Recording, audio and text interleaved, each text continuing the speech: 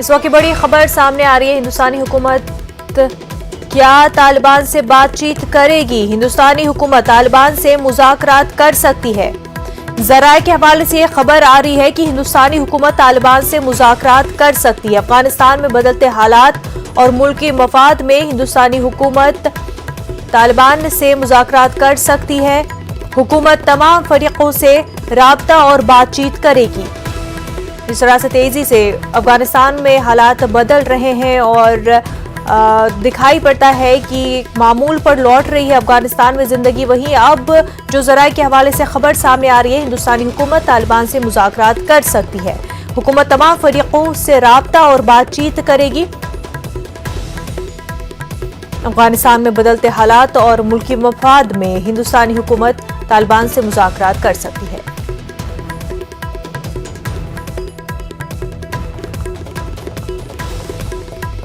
इससे पहले तालिबान का बयान भी सामने आया था और उस बयान में कहा गया था कि तालिबान चाहता है कि तमाम तर ममालिक से दोस्ताना ताल्लुकात बने, तमाम तर मुल्कों से ही हर लिहाज से, चाहे तिजारती लिहाज से, सिक्योरिटी के लिहाज से, तमाम तर ममालिक तालिबान के साथ दोस्ताना ताल्लुकात रखे, अमन का माहौल हो। वहीं तालिबान ने यह भी बयान दिया था कि अलकायदा के साथ साथ दीगर तमाम दहशतगर्द ग्रुपों को अफगानिस्तान की सरजमीन को इस्तेमाल नहीं करने दिया जाएगा।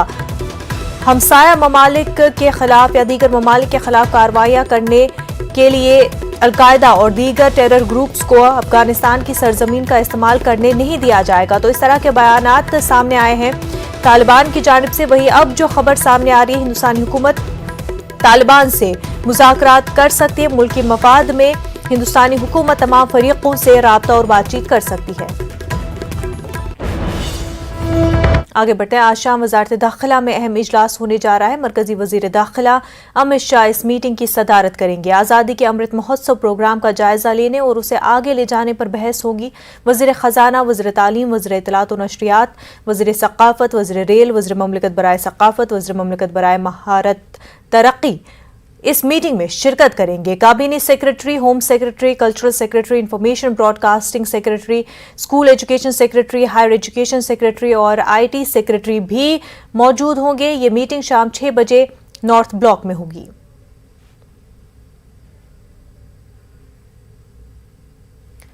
मेंबरान पार्लियामेंट और अरकान असेंबली के खिलाफ फौजदारी मुकदमात को जल्द निपटाने की दरख्वास्त की समाअत के दौरान सुप्रीम कोर्ट ने मरकजी हुकूमत की सरजनिश की। चीफ जस्टिस NV रमना ने ज़ेर इल्तवा मुकदमात पर सख्त एतराज़ का इजहार करते हुए कहा कि हाई कोर्ट ने ज़्यादातर मुकदमात को रोक दिया है। उन्होंने कहा कि तहक़ीक़ाती एजेंसी हाई कोर्ट से स्टे को हटाने का मुतालबा क्यों नहीं करती, सुप्रीम कोर्ट से रुजू क्यों नहीं कर रही। बरहमी का इजहार करते हुए चीफ जस्टिस NV रमना ने मजीद कहा कि अरकान पार्लियामेंट और MLA के खिलाफ ज़ेर इल्तवा फौजदारी मुकदमात में 10 से 15 साल तक चार्जशीट दाखिल न करने की कोई वजह नहीं है।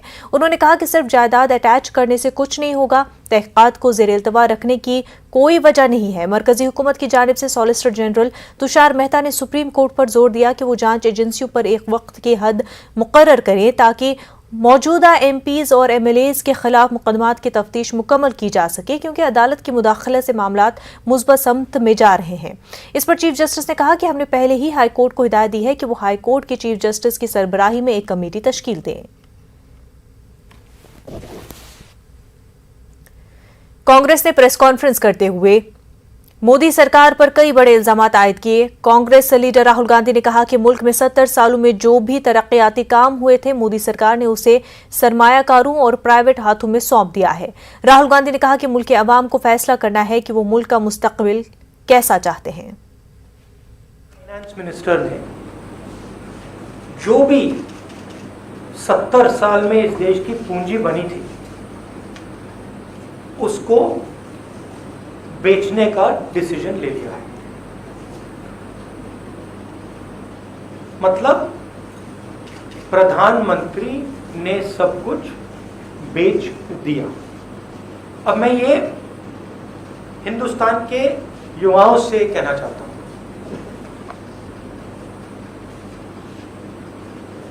आपके हाथ से रोजगार छीना, कोरोना में आपकी मदद नहीं की, आपके जो किसान माता पिता हैं, उनके लिए 3 स्पेशल कानून बनाए। रोडवेज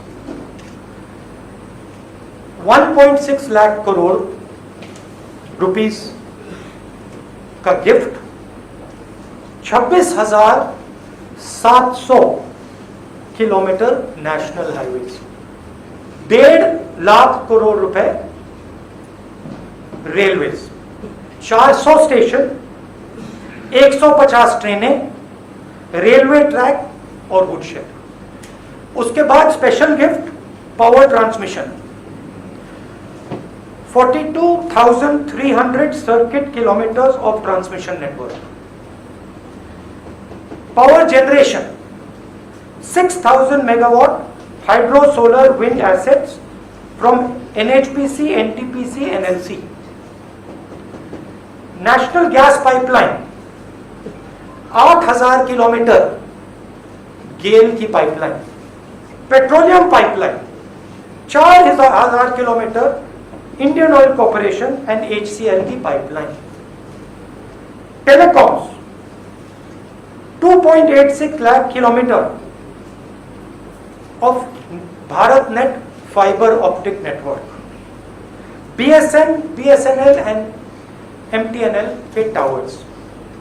वेयर हाउसिंग, किसान भाई आप इसको अच्छी तरह सुनिए, वेयर हाउसिंग 29,000 करोड़ रुपीस की warehousing, 210 lakh metric tonne food storage, 160 coal mines, 761 mineral blocks, airports 21,000 crore, 25 airports, ports 13,000 crore, 31 projects, 9 ports. किसको जवाब आपको मालूम? Stadium 11,000 crore, 2 national stadium. अब देखिए ये जो एसेट्स हैं इनको बनाने में 70 साल लगे हैं और इनको बनाने में हिंदुस्तान की जनता ने लाखों करोड़ रुपए अपना पैसा डाला है।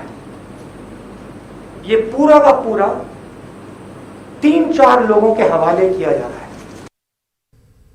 वहीं स्मृति ईरानी ने कांग्रेस पर पलटवार करते हुए कहा कि राहुल गांधी या पीएम मोदी की तनकीद करने वाले जान ले कि पीएम मोदी की जितनी मुखालफत होगी उनकी शोहरत और अवाम में मकबूलियत उतनी बढ़ेगी।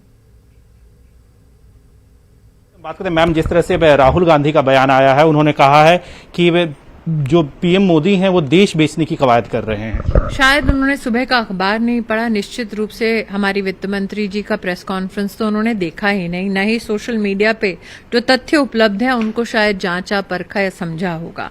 निश्चित रूप से कल की प्रेस कॉन्फ्रेंस में वित्त मंत्री जी ने स्पष्ट कहा कि भारत सरकार किसी भी एसेट को बेच नहीं रही बल्कि मोनेटाइज कर रही है। लेकिन प्रश्न उठता है कि राहुल गांधी जी ने कभी क्या अपने गिरबान में झांक कर देखा है? साल 2006 में एयरपोर्ट को प्राइवेटाइजेशन करने की शुरुआत राहुल गांधी की कांग्रेस नित सरकार ने की। साल 2008 में रेलवे स्टेशन को मोनेटाइज करने का RFP डॉक्यूमेंट कांग्रेस की सरकार ने बाहर निकाला। हमारे महाराष्ट्र प्रदेश में मुंबई पुणे एक्सप्रेसवे को मोनेटाइज कर 8,000 करोड़ रुपया उसको पाने का काम कांग्रेस की सरकार ने किया। क्या उस वक्त कांग्रेस पार्टी देश और प्रदेश बेच रही थी?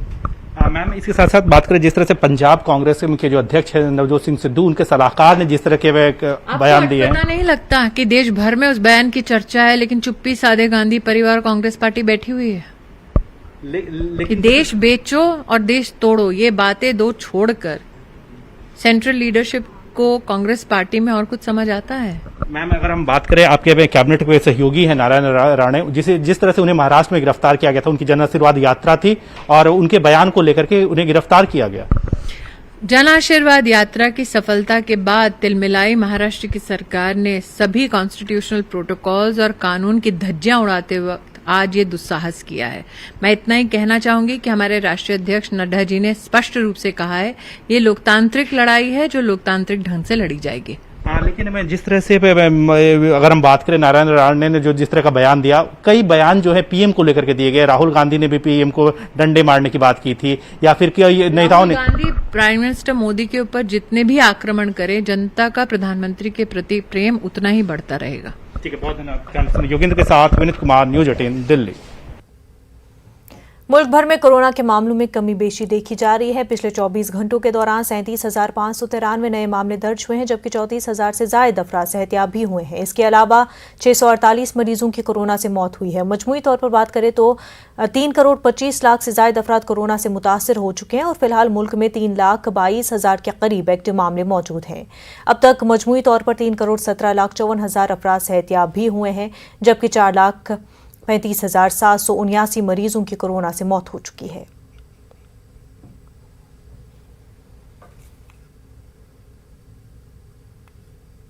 दूसरी लहर धीमी पड़ने के बीच जिस तरीके से एक्सपर्ट्स कोविड की तीसरी लहर की संभावना जता रहे हैं, देश भर में अगर हम पिछले 24 घंटे की बात करें तो 37,000 से ज्यादा नए मामले सामने आए हैं, जबकि 648 लोगों की मौत हुई है।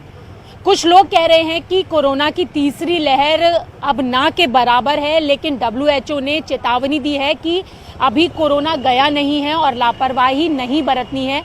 और इसके साथ ही लगातार केंद्र सरकार, राज्य सरकारें भी लोगों से अपील कर रही हैं कि कोविड के एप्रोप्रिएट बिहेवियर को अपने लाइफस्टाइल में अपनाएं, मास्क का इस्तेमाल करें, सामाजिक दूरी बनाए रखें और इसके साथ ही सैनिटाइज करें।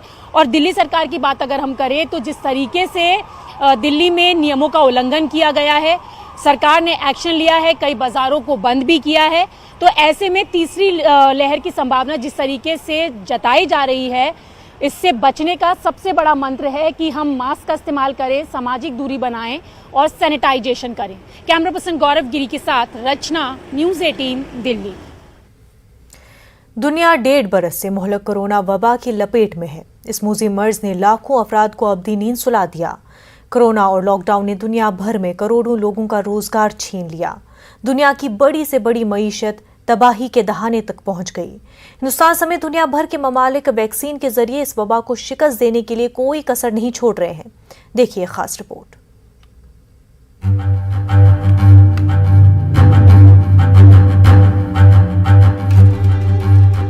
कोरोना ने दुनिया में ऐसी तबाही मचाई कि बड़े बड़े तरक्की याफ्ता ममालिक इसके सामने बेबस नजर आए। दुनिया 2020 की इब्तिदा से इस मुहलिक वबा की लपेट में है। हिंदुस्तान भी इससे अछूता नहीं है।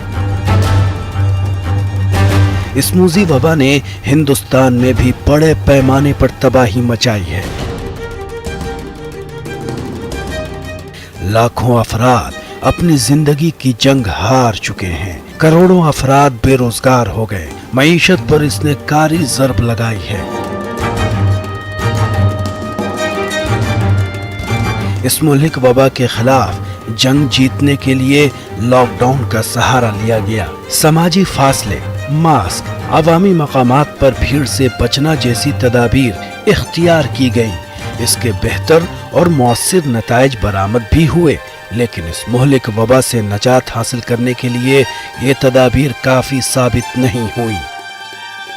इस मुहलिक वबा को शिकस्त देने के लिए सबसे कारगर और मौसर हथियार वैक्सीन है। हिंदुस्तान में दुनिया की सबसे बड़ी वैक्सीनेशन मुहिम पूरे जोर शोर से चलाई जा रही है।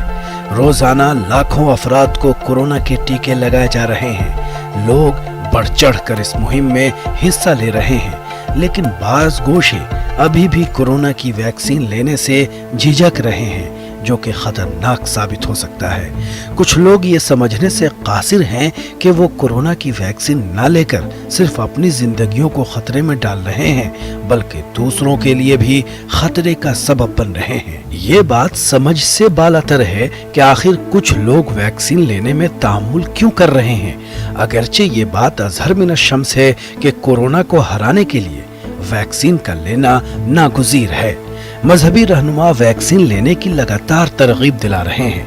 लोगों को ये बावर कराने की कोशिश कर रहे हैं कि वो बिला झिझक वैक्सीन लें।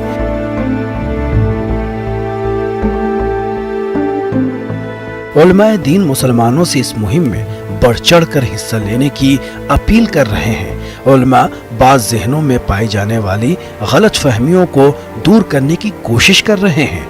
वो ये बता रहे हैं कि मजहबी तौर पर वैक्सीन लेने में कोई मुज़ायक़ा नहीं है। Bureau report, news 18 Urdu.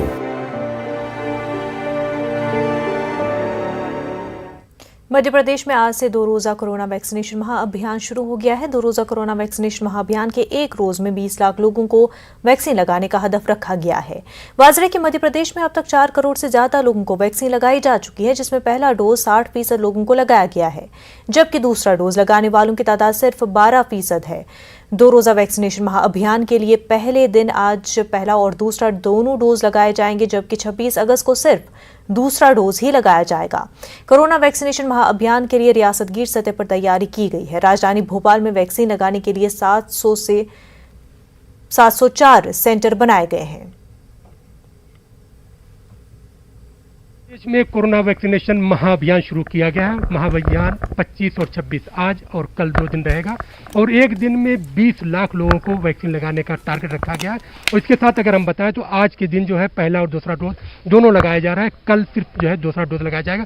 यहाँ पर आप देख सकते हैं कि लोग अपने घरों से निकल रहे हैं, वैक्सीन लगा रहे हैं। आइए इनसे जानते हैं कि वैक्सीन को लेकर और फिर जो है कोरोना के खात्मे को लेकर किस तरह की तैयारी। पहले अभी कुछ सोशल लोगों से बात करते हैं। आपका नाम? अनस। अनस साहब, यहाँ पर आप किस लिए आए हैं? जी हाँ, वैक्सीनेशन करवाने आया हूँ। मैं नगर निगम से हूँ। नगर निगम से आए। यहाँ पर किस तरह की तैयारी की गई है? यहाँ पर सभी तरीके की व्यवस्था की गई है।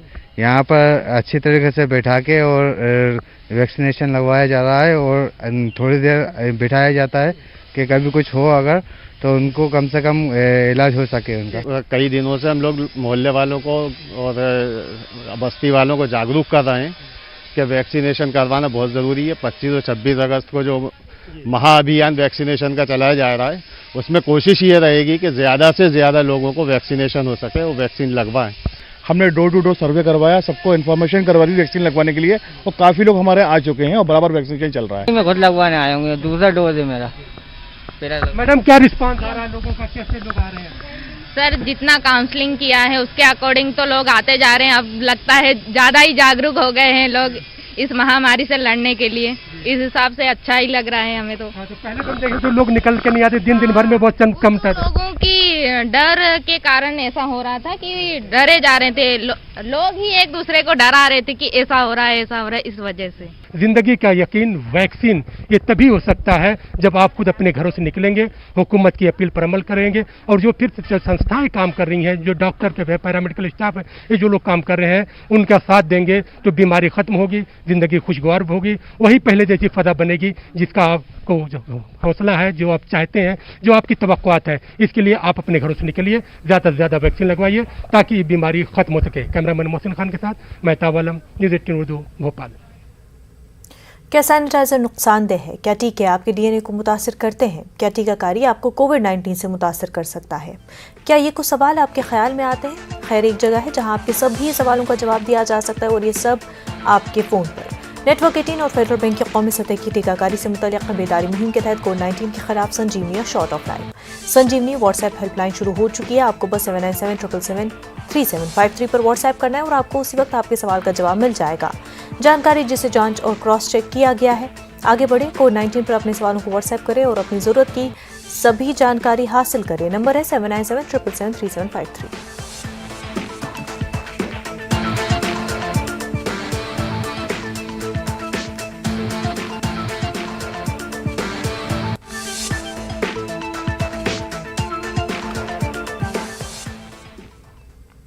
आपको पुरानी हवेलियों और घरों के ऊपर बरसाती पानी जमा करने के टैंक नजर आ जाएंगे। ये सदियों पुराना निज़ाम सिर्फ देसी पानी जमा करने के बहुत से तरीक़ों में से एक है। ये बहुत मौसर और ज़रूरी तरीक़े हैं जिन्हें भुला दिया गया है क्योंकि घरों में ज़रूरत के लिए नल का पानी मुहैया कराया जाता है। सच तो यह है कि अगर ये टैंक इस्तेमाल में रहते तो वो खुद किफ़ालत का हतमी नमूना बन सकते थे। राजस्थान की वज़ारत तवन्नाई की मिशन पानी पर हमारी ख़ुसूसी अपील है। देखिए मिशन पानी की खास रिपोर्ट।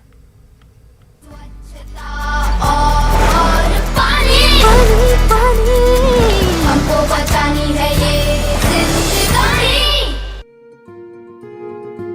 जो हमारे पुराने जमाने में प्रत्येक घर में जल कुंड होते थे, हर शहर में तालाब, पोखर, बावड़ी, कुएं, ये मतलब क्या है होते थे और बरसात से वो एक तरह से भर जाते थे। तो सबसे पहले तो शहरों के आसपास जितने भी तालाब, बावड़ी बने हुए हैं उनके आगोरों को संरक्षित करने की आवश्यकता है। उनका जो कैचमेंट एरिया है उस कैचमेंट के एरिया को हमको बचाना है ताकि उन आगोरों से वो तालाब और पोखर और बावड़ी भरे जा सके। और जो बिल्कुल आबादी के बीच में आ गए हैं उनमें आसपास की छतों से जोड़कर उनको भरने की आवश्यकता है। एक दो बरसात में ही, हालांकि बरसात औसत बरसात हमारे इधर कम है डेजर्ट में, लेकिन इसके बावजूद भी पहली दूसरी बरसात में हमारा जल कुंड भर जाता है और वो पूरे साल भर 15 व्यक्तियों के परिवार के लिए नहाने में, खाने में, पूजा में, सब में काम आता है। तो ऐसे जल कुंड राजस्थान में drought prone area programme DDP programme के अंतर्गत बनाए गए थे। आज लाखों की संख्या में जल कुंड राजस्थान में आपको खेत खेत में मिलेंगे और शहरों में भी आपने देखा होगा कि प्राय जो पुराने घर हैं उनमें आज भी छत का पानी जो है उनके घर के टांकों में, घर की जल कुंड में आता है और वो सुरक्षित रहता है। तो इनको बचाने की आवश्यकता है। आजकल जैसे घर घर जल के कनेक्शंस हुए हैं, इस तरफ ध्यान देना बंद कर दिया है। तो मैं आम जनता से अपील करता हूँ कि वे अपने पुराने जल कुंडों को, बावड़ियों को, पोखरों को, तालाबों को, इनकी आगोरों को बचा के रखें और उनको संरक्षित, सुरक्षित और इस विरासत को संजोए रखें। स्वच्छता और पानी, हमको बचानी है ये जिंदगानी। मुंबई यूथ कांग्रेस में पिछले कुछ दिनों से सब कुछ ठीक नहीं चल रहा है। मुंबई यूथ कांग्रेस के नवमुंतखब वर्किंग सदर सूरज ठाकुर ने अपने ओहदे से इस्तीफा दे दिया है। कल ही सूरज ठाकुर को पार्टी का वर्किंग सदर मुकर्रर किया गया था। सूरज ठाकुर मुंबई यूथ कांग्रेस का मारूफ चेहरा है। वो ठाकुर बाबा सिद्दीकी के बेटे जीशान सिद्दीकी की MYC के सदर के तौर पर तकर्रुरी से नाराज है। सूरज ठाकुर ने इल्जाम लगाया कि अमीर और बाअसर सियासी खानदानों से आने वाले लोगों को मौका दिया जाता है, जबकि आम खानदानों से आने वाले मेहनती नौजवानों को नजरअंदाज किया जाता है। मुंबई यूथ कांग्रेस का इंतखाब चंद माह पहले हुआ था। इस इलेक्शन में जीशान ने सूरज ठाकुर को शिकस्त देकर सदर का ओहदा हासिल किया था, लेकिन सूरज ठाकुर ने इस फैसले के खिलाफ पार्टी हाईकमान से शिकायत की थी। इसके बाद MYC के सदर के ओहदे का नतीजा रोक दिया गया। कई महीनों की जहनसाजी के बाद BV श्रीनिवास ने जीशान को सदर और ठाकुर को वर्किंग सदर मुकर्रर किया।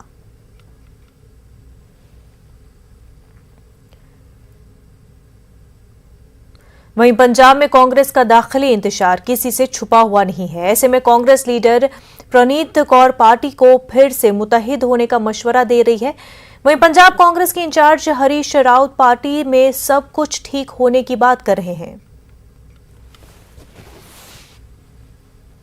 ये टाइम नहीं है ये बातें करने का।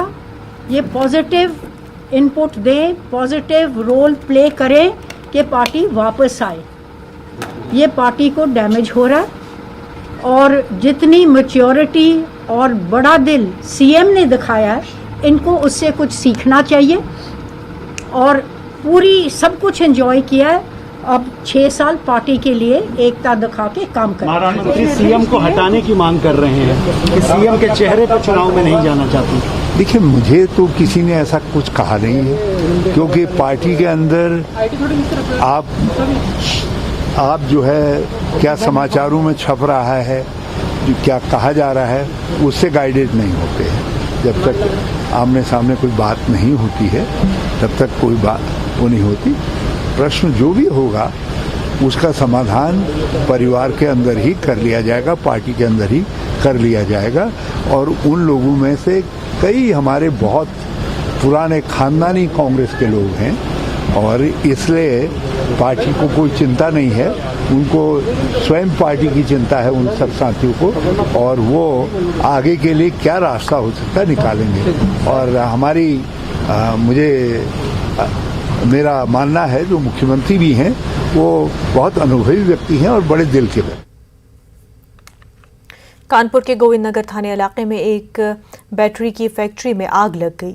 आग इतनी शदीद थी कि आसपास की कई फैक्ट्रियों को खाली कराना पड़ा, जिससे बड़ी तादाद में नुकसान होना बच गया। लेकिन बैटरी फैक्ट्री में लाखों का सामान जलकर खाक हो गया। इस हादसे में किसी जानी नुकसान की कोई खबर नहीं है। फिलहाल आग पर काबू कर लिया गया है। आंध्र प्रदेश हुकूमत ने तालीमी साल 2021-22 22, 23 और 23, 24 के लिए प्राइवेट स्कूलों और कॉलेजों की फीसों के तयन के हवाले से जीओ जारी किया है, जो कि शहरी और देही हदूद के मुताबिक है। जीओ के मुताबिक प्राइमरी स्कूल की फीस 10,000 से 12,000, हाई स्कूल की फीस 12,000 से 18,000 और MPC BIPC की फीस 12,000 से 20,000 के बीच मुकर्रर करना होगा।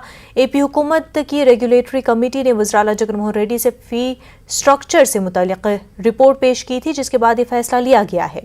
AP हुकूमत को कोरोना वबा के इस दौर में निजी स्कूलों और कॉलेजों के जरिए ज्यादा फीस वसूल करने की शिकायत मिली थी, जिसके बाद ये फैसला लिया गया।